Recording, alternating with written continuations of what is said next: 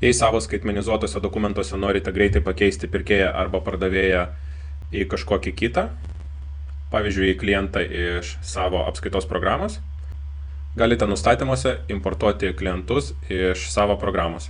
Eikite į skaitmenizavimą, nustatymai, eikite žemyn, iki duomenų importas, pasirinkite įmonės, atsisiųsti Excel šabloną, štai atsisiuntė klientų šablonas, atidarome, štai matote, kaip atrodo pavyzdinis šablonas, turime pavadinimą, į pavadinimą galite vesti įmonės pavadinimą arba vardą pavardę, kodas, tada galite pasirinkti, ar tai fizinis asmuo ir rašote taip arba ne, PVM kodą, sąskaitos numeris, adresas bei šalies kodas.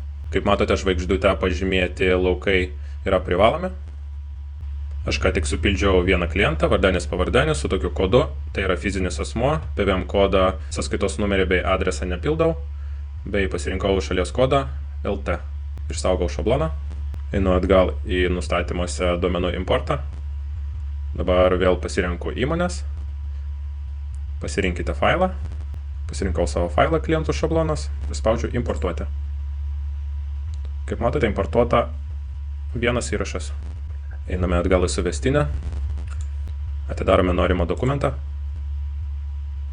Pavyzdžiui, šiam dokumentui aš noriu pakeisti pirkėją į mūsų importuotą. Spaudžiu ant ieškoti ikonėlės ir matome vardenis pavardenis.